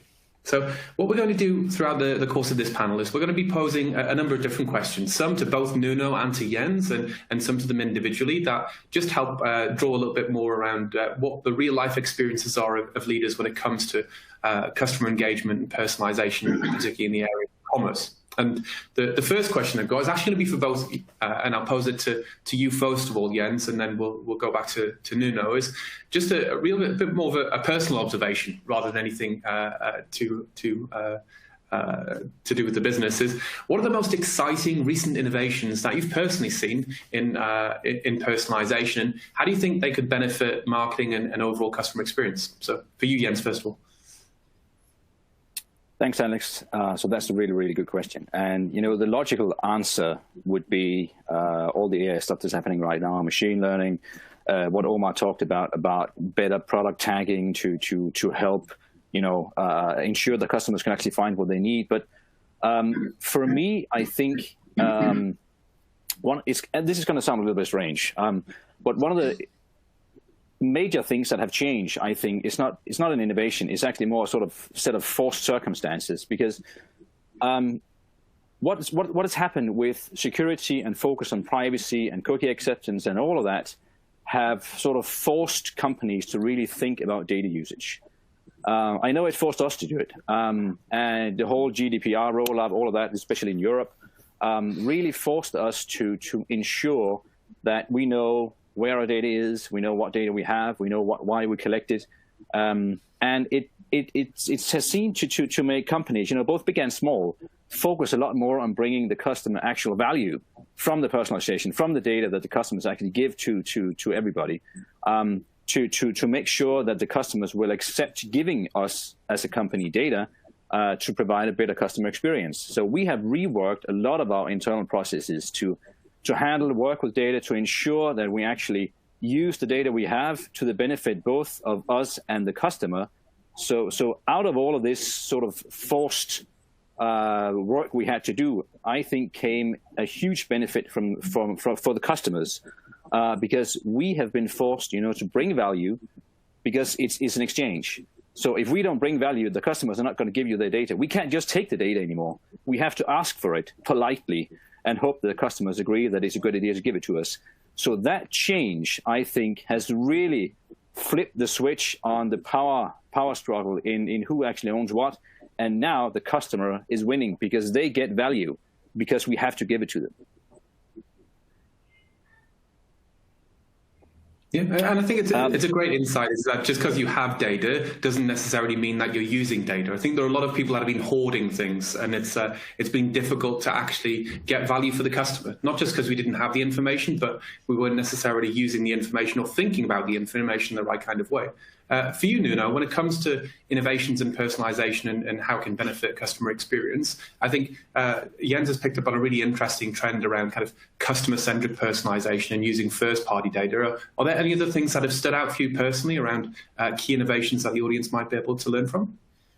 Yeah, absolutely, Alex. So one is what Omer shared earlier today. So I really think that the image recognition element, and then getting to know more attributes about the product, enriching the product catalog with those attributes, and then all of a sudden you have a whole new dimension of attributes that you can use to personalize the experience and recommend different products. So I think that's quite an exciting feature that Emarsys is bringing to the table. But other than that, I think that the one thing around personalization that's really getting me more and more excited is it's becoming more and more a commodity, or maybe it's becoming more and more democratized in the sense of all companies want to do it. All companies start having more and more data and ability to do it. So I think we're in for a little bit of a shift and transformation, where the days where different companies compete to become the personalization engine, I think those days are probably numbered. I'm excited about really the opening up and connection of different companies doing AI machine learning models with different personalization engines, with different front-end experiences, and the ability to connect all of that. I think that's really what's getting me excited at this point. I think that's probably the biggest thing that should be getting most people excited, is about making it, as you say, more democratic and more usable. I think taking it away from the domain of data scientists and $80,000 projects that last week's into just things that all different types of users and all different types of functions can actually utilize and make benefit from. And I think, as Jens said, it needs to benefit both the business and the customer to really get traction. So I think some really interesting insights there, and I thank you both for your thoughts. I think the next question I'm going to direct to you, Nuno, just to expand on that a little bit, because I think you've been both on client side and also now working in a product leadership role. And there must be some things that you've been able to help your engineering and your product teams understand about what are the biggest roadblocks brands face when they're actually trying to implement and scale personalization efforts. Because if it is so pervasive and everyone expects it, quite often from a vendor side, you're like, well, why don't more people do it? And it'd be great to understand a little bit more about how you're helping us understand how to tackle those big roadblocks and help people really implement and scale personalization. Yeah. So as said, it is a topic that triggers more and more passion, and everyone is interested, because if you tailor the experience, you have a highly likelihood to engage and convert customers. So everyone wants to do it, right? I do think it's not a silver bullet. It's not a light switch. I think it's more of a journey. And like all journeys, I think obstacle number one is the sheer definition of personalization. If you were to ask 10 random people in the audience, so what is personalization for you? You will probably get maybe not 10 different answers, but let's go with 5 or 6 different answers, right? And therefore, in each company to have the same definition, the same vocabulary, the same a vision around what the success looks like, I think that's kind of hurdle number one, right? Then a second, so once that's defined, I think hurdle number two is really about understanding that it's not about technology, right? So the starting point of a lot of companies is, oh, okay, I need a personalization solution or technology or engine. I think the first starting point is understanding why you're doing personalization. And the why comes with you're trying to address a given specific customer challenge, problem, need. And what you're doing is different customers will have that same need in a different flavor. So what you want to do is to give the possibility to different customers, different consumers to see the product maybe in a different way, to see different products, to have access to different promotions, right? So defining those use cases in a non-technical way, I think that would be kind of a hurdle number two, that a lot of companies start with the technology side of things. Then maybe two or three more, and I'll try to go quickly through those. Challenge or hurdle number three is there's this trend of, the one-to-one customer relationship, and the right channel, right time, and the right message, right everything all at once. So boiling the ocean, imagine, I think people need to follow, or companies need to follow more crawl, walk, run approach. So crawl before you walk, walk before you run, and don't boil the ocean all in one go. And the last two things that I think are worth mentioning are, one is so it's a complex topic, right? So you require data scientists. You need to analyze data and make sense out of the data. You also need the experience managers, right? So guys that are owning the marketing campaigns or the e-commerce side to be part of the conversation. You also have to involve content, right? And making sure that you have the right content to use for the different personalization use cases. So it's like building up and operating a spaceship. You need to train your people to go with that. And last thing is, I think it's one which is very much neglected, that I've observed in pretty much everywhere where I've been, which is the ownership, right? So personalization is a cross-functional topic. So who should own it? Is it the analytics team? They care more about data. They don't care about the experience or content. Is it the front-end experience team? Well, they care about some things, not about others. So I really reckon that the roles and responsibilities and ownership of personalization as a topic is, again, yet another hurdle for companies not to be successful. I think there's a couple of different things there I think it's worth picking up on. I think the first one's also a bugbear of mine, for what it's worth, which is the term personalization is effectively meaningless because it's used by so many different people in so many different ways. And there's kind of that key balance between relevancy. How do I make sure I'm relevant to a customer? Not because I'm nice, but because it's actually more performant. So it's about relevance and performance in terms of getting that right balance for how do you do something that drives a better business outcome, but do that by providing a better experience for the customer. And I think starting with the end in mind is a key goal. There are a lot of people who invest in personalization technologies, and when they get it, it's an empty shell. There's nothing in it yet, because as a brand, you own the strategy and you have your own data. There are very few personalization technologies that provide you with data. They will consume data and help you produce an outcome, but you need to direct the machinery about what you're looking to achieve. And I think there's really some fascinating insights that you have there, around how people can think differently about what personalization actually is looking to achieve and how they can move it forward. I think, Jens, switching to you, because I think there's some really interesting insights you've got around the application of personalization in your business. And you've already had to deal with a number of these hurdles across, I don't know how many different stakeholders across the different brands and different territories that the selling group's working across. But how do the solutions that you and your team provide actually enable you to use customer data and improve these customer experiences, both online and offline? Well, first of all, let me preface my answer by saying that Denmark is more or less a cashless country. So everybody pays with a debit card or a credit card. And the reason I say that is that one of the things we've done is to create a loyalty program, or what we call the customer program, which is basically an app you sign up to, and then you add your credit card to that app. When you then go and shop, everything you purchase is registered as your purchases. That also means that we can give discounts, give benefits, all sorts of things directly on your credit card.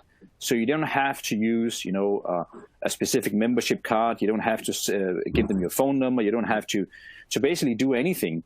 Everything is connected and handled automatically.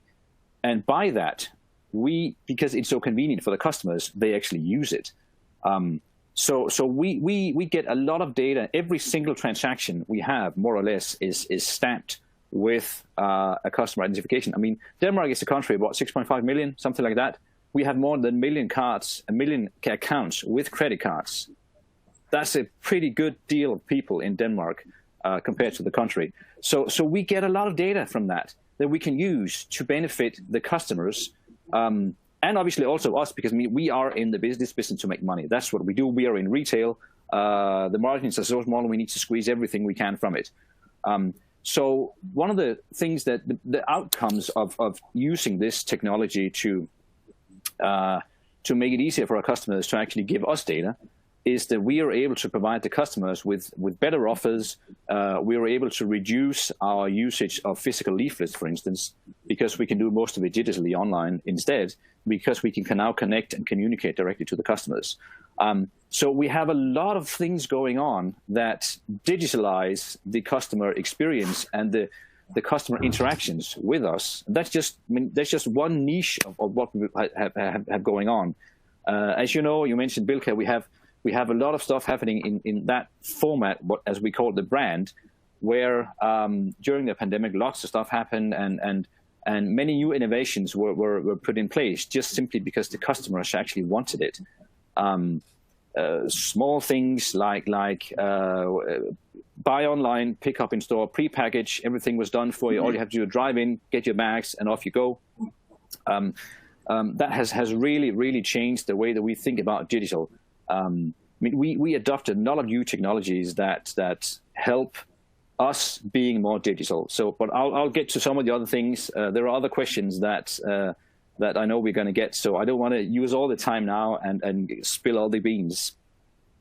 Yeah, I think just to summarize a couple of the key points there, so there was so much good stuff there that I think it's worth just recapping on a few of them. I think the idea of understanding who a customer is and attaching not just a transaction or a dollar value, but the products that they're buying as well, does actually allow you to offer better utility. So I think one of the few things that people don't really understand or appreciate about kind of supermarkets or the grocery business is if you've got 1 million customers and hundreds of thousands of products, having an offer on every single product or having something for every single range for each and every one of those million people is a logistical nightmare to manage from a loyalty perspective without really embracing data to help make decisions around what offer to what customer at what time and what kind of frequency as well. And I think the work that you guys have done to not just modernize and digitize that program, moving away from kind of, as you say, leaflets, letters, and product promotion into something that's a little bit more app-based and digital, has allowed you to connect both the online transactions, but also those in-store transactions. And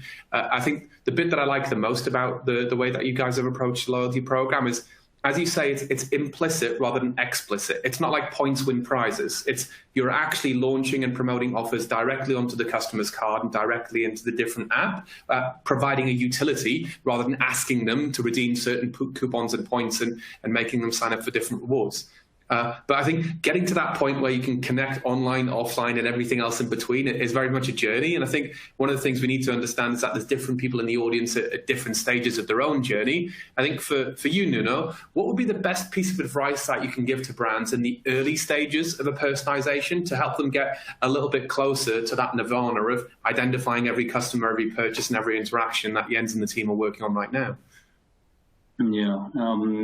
So I think I was thinking about it the other day and using an example that I don't know if everyone is aware, but there's a Euro Cup going on where Portugal won the first match, which was great. And then in the pre-match press conference, Ronaldo went into the press conference and there was a Coke bottle showing up there.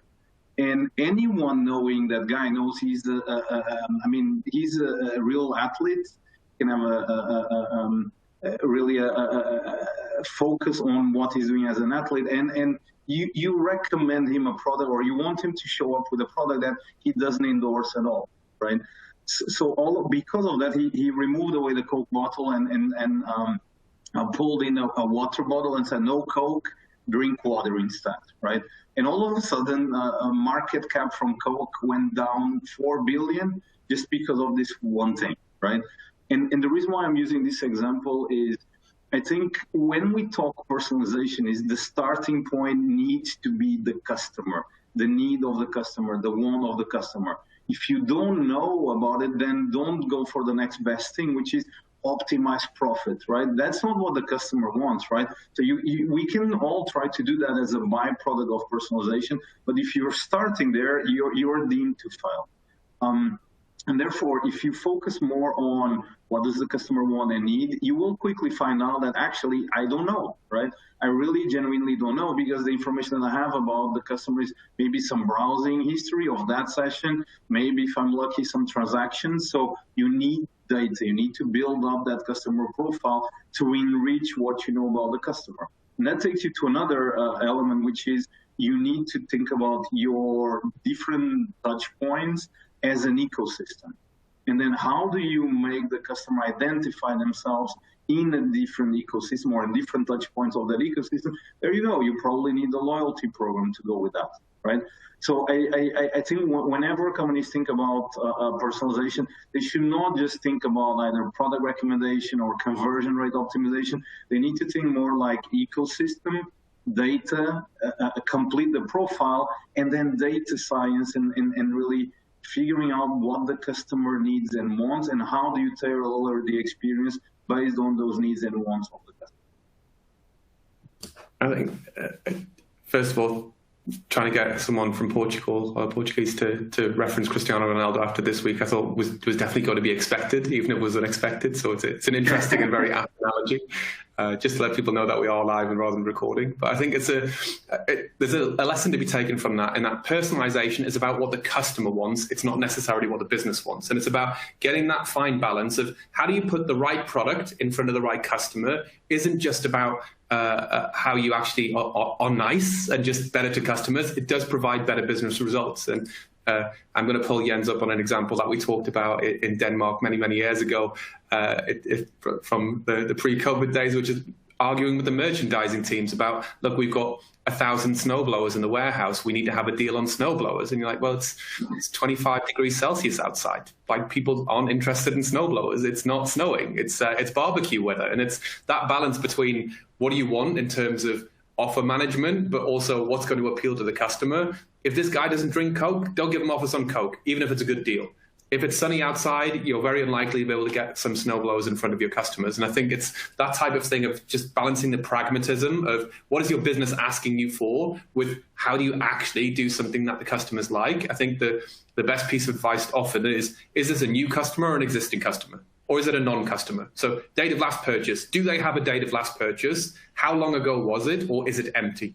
And the second one is product data. Don't promote products people have just bought to those customers. And those types of things are very annoying, but also huge opportunities to kind of edge brands on that step to personalization, because they do lead to better returns for the business. But I think just speaking on that note, Jens, coming back to you, I think there's lots of things that you talked about in the last section, where you were talking about some of the things that were perhaps things that already had in mind at Selling Group, but who had really been kind of brought to the fore or made you kind of do things more quickly because of what was going on over the last 12 to 18 months. How have you guys adapted and accelerated your strategy in the wake of all of the changes that have been caused by the pandemic? Are there a few examples that stand out you'd like to share with the audience? Yeah. Well, first of all, the obvious thing is that we focus a lot more on online now, because obviously being a retailer, we're selling food, everybody can get to our stores. But at the same time, we have a large e-commerce part of what we do. And a lot of people, they didn't want to go into store. They were afraid. They felt uncomfortable. So we've had to accelerate our grocery offerings, combining online and offline, immensely. I mean, we are talking thousands and thousands % growth on some of these businesses that we have. I mentioned the what we call the Bilka to go, which basically is you order up online in an app or on web, and then you drive into the store and they will have picked everything for you, put it in bags, ready to just put in your car, and you drive off. Super convenient, super easy. Right in the middle of COVID, we launched our loyalty campaign, the customer program. And in January this year, we launched a home delivery service for the capital of Denmark, in Copenhagen, where you can get frozen, cold, chilled, everything, dry goods, all of it delivered right to your door. So these things, obviously, they were on the roadmap, but making sure we got them out there were quite important to us. I think one of the biggest challenges were actually making sure that we had the infrastructure in place. I mean, just logistically getting people to pick in store, getting goods to store, when we have 19 Bilka stores where we have to pick and serve the entire country with online grocery shopping is a challenge. And with the rate it grew, it was a huge challenge. At the same time as we sort of try to provide customers with, good online experiences, we also knew that was not going to do it. I mean, we had to go sort of above that to show the customers that we appreciate them and we want them to stay. So we made some innovations. I didn't want to bring it up in one of the best innovations that I've seen, but we made something that was quite cool actually, which is what we call digital refund. So one of the things that you are afraid of when you purchase online, especially when you purchase food, especially fresh food, is that what you get when you get the bad avocado, or the bag of oranges with the one in the middle that you can't see is rotten. So we introduced what we call digital refund. So basically, you take a picture of the product and you ask for a refund, and you get that refund immediately, no questions asked, nothing. And then we will obviously look at the picture, we'll analyze it, make sure that you're not cheating all the time. But the convenience, the benefit you get as a customer, the way that we choose to trust our customers in saying, we trust that if there's something's bad, we don't want you to have a bad experience. We certainly do not want you to have to go down into the store and exchange it if you bought it online 100 kilometers from the store and just happen to drive by and pick it up. So everything has sort of been accelerated, but a lot of it was accelerated due to customer demands and customer needs rather than actually our own strategy. We just basically took the strategy we had, condensed into a really short time frame and just got cracking. Yeah, and I think one of the most amazing things about that is not just the pace of innovation that you guys have embraced. I'm a consumer of I will not name UK supermarket who does not have the same service, and I would very much enjoy that individual piece of innovation. But I think being able to just serve that from a digital experience perspective is only part of the problem. Connecting that with your service teams, with your financial systems, and with everything else in the business logistically is the bit that sometimes people fall short with, which is how does personalization actually become a business initiative rather than just a marketing or a digital initiative? You're not just personalizing a banner on a website. You're looking at positioning a different offer that needs to be supported by the business. You are promising something that you need to be able to deliver against. And I think engaging across merchandising, commerce, digital, and different planning and data teams, as Nuno said earlier, is a huge opportunity for people to start getting a little bit more traction in your personalization initiatives. Is that if the business has a problem and you see there's something that can be solved, you can actually get things pushed through. But sometimes we need to be recognized that steps 2, 3, and 4 possibly need to get in place first before that first step and that great idea to come out. So I think that operational readiness for personalization is something you should engage in with any new project that you're looking to embark on. Can the business support it, and can the business help you bring it to life? For both of you now, I think that I'm going to ask for a little bit of kind of future gazing, and as we talked about in the rehearsals, I'm not going to hold you to account. It's completely off the record. There will be a prize awarded to the winner in 5 years' time. About what personalization in retail will look like 5 years from now. And Joanna Milliken's often asked for a 5-year roadmap for marketing and laughs in my face repeatedly. But I'm going to ask the same question you guys to say, 5 years from now, what do you think personalization in retail looks like? For you, first of all, Nuno. The crystal ball question, Alex. So I've been looking hard and long at my crystal ball, and no strings attached, but I think the key trends that we're observing today that will shift personalization are the shift to digital. It will not go away, right? It was already there. Pandemic accelerated the acceleration, so that will continue. The lines between physical and digital, they are blurred. They will continue to blur. Soon enough, there will be no retail and e-commerce. There will just be commerce. And that translates into a lot more data being available into companies and brands thinking ecosystem and trying to get a lot more data and meaningful data across touch points to really understand what our customers doing, buying, liking, doing in social, you name it. If you combine that with the fact that AI, mean, I still remember when AI was data mining, and when all you needed to know was a little bit of statistics and correlation and regression, and all of a sudden now they call it data science. Wow, amazing.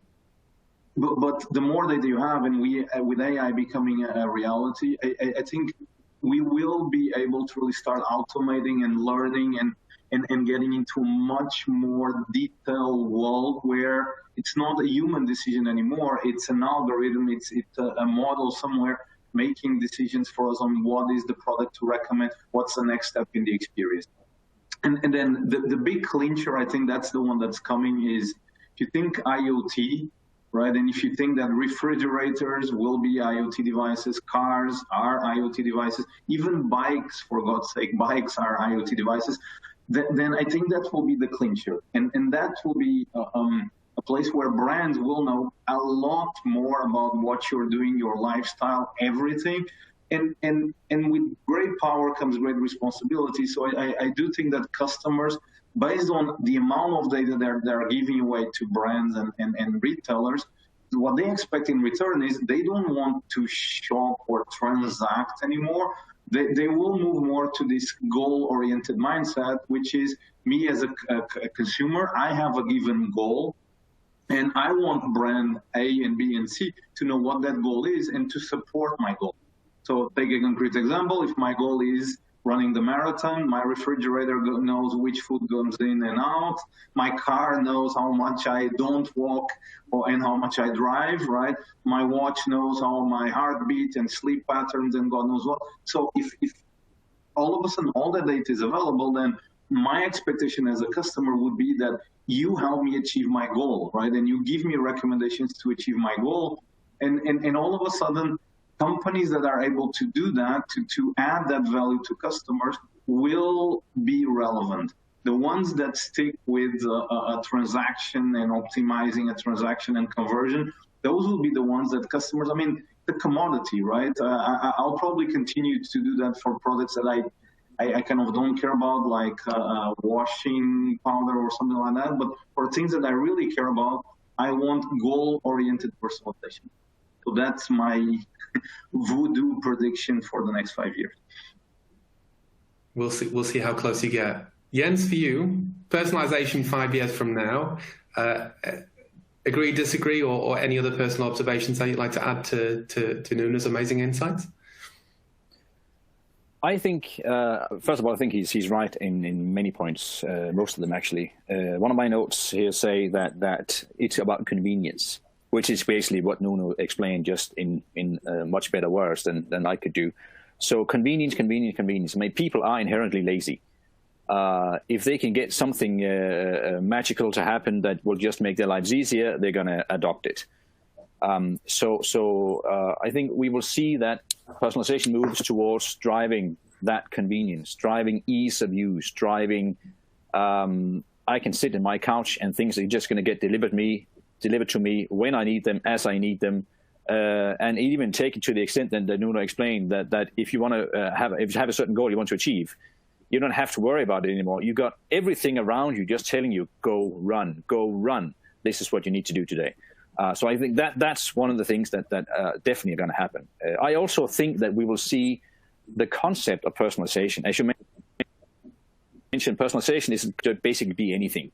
But the concept of using machine learning to predict what's going to happen is going to, at least in retail, I think, going to be incorporated into a lot of our internal concepts, in internal structure. So we go logistics, purchasing, all of it is going to be impacted by the concepts of personalization. We have seen how much it can do in terms of delivering the right product to the customers, but taking it back into the earlier sort of in the food chain and using it to purchase the right stuff at the right time, to drive logistics, all of these things, to use all the concepts to better our business, to better serve the customer. And finally, one thing that I'm absolutely certain on is that we're going to get it wrong. We're going to mess it up. I mean, we're going to overuse it. We are going to go out some weird tangent, and customers are going to say, no, enough is enough. We don't want this. Then we're going to learn. We're going to bring it back. And in 5 years' time, I think personalization will be completely accepted by anyone, by everybody. But at the same time, we will see a peak where everything is personalized, everything is just for you, just for you, just for you. And at some point, the customers are going to say, I don't want that I get a less discount than my neighbor just because I haven't purchased those 3 items yesterday that he did, and then I can't get the right discount on my buy. People are going to be annoyed by that. So we're going to get it wrong. We're going to learn. And it's something that everybody will have to adopt to over time, that these things change. And personalization is going to change. It's going to change in ways that we cannot even imagine. One of the things that I hope we will get from it, sort of on the back of COVID and all of that, is a lot more contactless shopping, because it's just easier. It's so easy. I mean, go in, just scan your stuff, go out. I mean, go to one of the Amazon stores, pick up your one, put it in a bag, go out, nothing. That level of ease and convenience, combined with personalization to help you choose what you want, and even to help us as a company decide when we want to build out a new store, what goods should we have in that store. That's something where we can use the concept of personalization. I mean, we are at the point now where in Denmark, we have limits on how many stores we can build out because we're too big, basically. We can't build any more of our big stores. But give me 3 parking spaces in a parking lot, I can actually bring Bilka to you, because I can bring every good we have in Bilka, every grocery we have in Bilka, to that particular container, and let you pick it up when you want. And the logistics of it, the convenience of it, is going to happen automatically by using the concepts of personalization. So we actually launched one of these containers a few weeks ago, which was super cool, just to be able to say, now we have also a Bilka store here, out in the middle of nowhere, that just the people around, they can just easily shop the full range of a 5,000 square meter store in 3 parking lots. That's one of the things that I think is gonna really propel everything out there, that using personalization concepts in all aspects of business. If that's not a great way to end, I don't know what is. So talking about commerce anywhere, it's very much that kind of concept of not bringing the customers to an e-commerce website, but looking at how you actually bring your business to the customer across the different channels in which the customer wants to operate. And I think that reducing borders, reducing friction, and adding value is a huge, huge insight, Jens, that I think is something that we're already on that path. I said in the last event, for anyone who's thinking, is personalization right for me, and should I really look differently at my mobile strategy? You need to ask yourself some really tough questions, because we live in a world that the largest grocery chain in Denmark is looking at how to use their app-based shopping app to deliver stuff into a car park and to empty spaces. And we've got Chinese automotive companies delivering keys by drones because they have the government restrictions on COVID over people handling goods. Like, the world has changed, the world's adapted, and I think it's definitely going to change still. We're definitely going to get a few things wrong. And to Nuno and to Jens, thank you so much for your individual insights and the wealth of experience you bring in these topics. I always learn a lot when I speak to both of you, and I hope that the people in the audience have enjoyed it as well. And very, very much thank you for your time. Thank you as well, Alex. Thank you, everyone.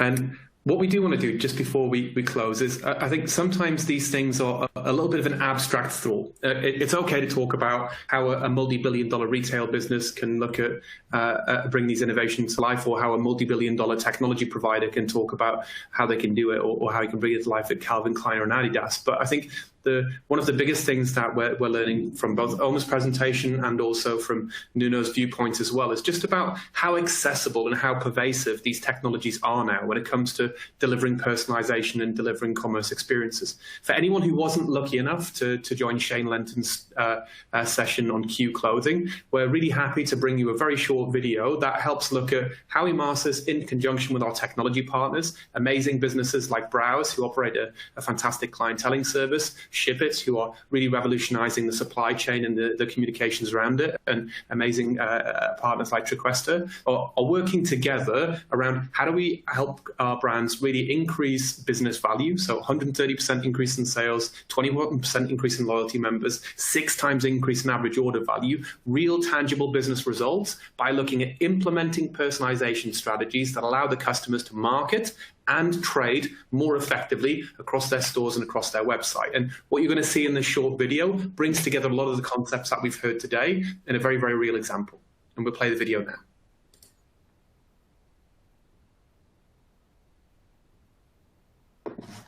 At Q, we're always looking to innovate and enhance our customer experience. Our Commerce Anywhere vision is to engage with customers at every touchpoint. It's web, social, email, and in-store with personalisation.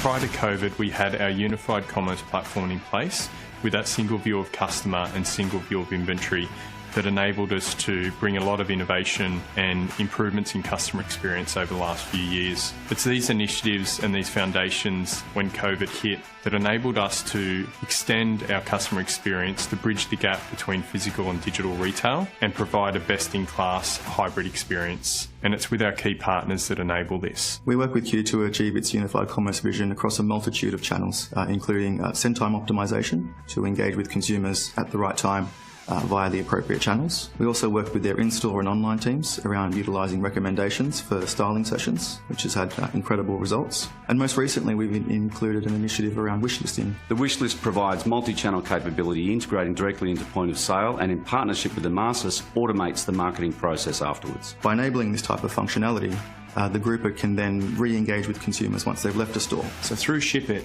Q were able to unify their tracking experience as one cohesive and consistent messaging platform. And within that, hosted tracking page, which was branded and owned by Q, but also connected with a partner, Emarsys, where it leveraged AI for product recommendations based on what the customer's preferences were when they're receiving their order. So whilst the order is in flight, they can see what other items are recommended for them from the Q store directly. With our styling sessions, both video-based and in-store, we've achieved amazing results, with over 60% of those sessions converting into sales. And it's been with the help of Browse to enable those video and in-store sessions. It's Emarsys with the AI recommendations, it's Triquestra with the purchase history, and it's ShipIt with the fulfillment and enablement of endless aisle and store-to-door, and these capabilities to fill from every location and open up that inventory that's enabled us to receive these great results. They're averaging $100,000 a month in increased sales as a result of using the wishlist platform. To put that into context, we're seeing 45% open rates on online wish lists.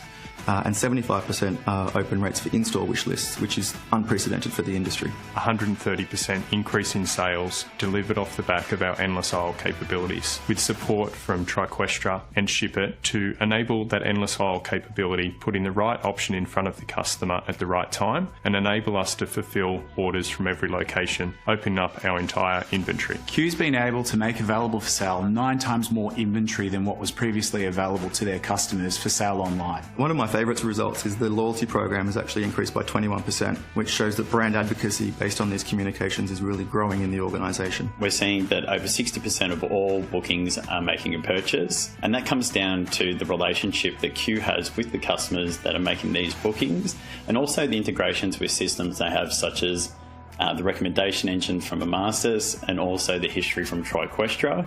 Building that 360 view of the customer has resulted in Q converting sales 5 to 6 times that of their average order value. Q are creating rich emotional experiences in relationships with their customers via results such as 100% of online sales having a known customer associated and 87% of customers in store being associated with a sale. 2 of the exciting initiatives we've got coming to market are 2-click buy from email that we've been working on from Emarsys. This is the ability for a customer to click on an email on a product that they've shown interest in a wish list or an abandoned cart email, and within 2 clicks complete a purchase through contextual commerce and digital wallets. We're really living in an interesting time. In a post-COVID world, consumers have an everyday expectation that the communications sent to them are personalised. And they're also increasingly fickle, so they're very quick to drop a brand if the interactions they're receiving are not on point. One of the benefits or pitfalls of a constantly connected world is you really have to be personalising your experiences with customers, otherwise they'll simply go somewhere else.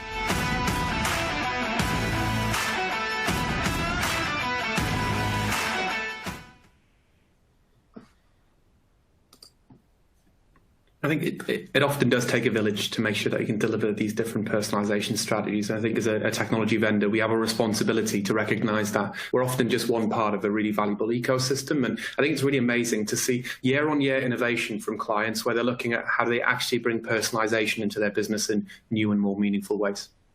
Just a few more things before we wrap up. I'd like to let people know a little bit more about the sessions that are going to follow after this Mainstage session and give you a little bit of a teaser about what you can expect from tomorrow. But first of all, just want to make sure that you don't miss out on the opportunity to see more of the Emarsys product in action, to look at how we're actually bringing to life some of these different scenarios for retailers and really accelerating the path to better business outcomes with the 80 plus different use cases that we've now baked into the Emarsys platform, which is open for both clients and for prospects to engage with the content and learn more.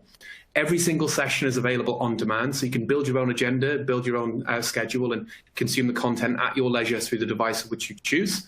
And all of this happens, as I say, the moment it's launched, the moment the session's closed, they should be available online from the portal.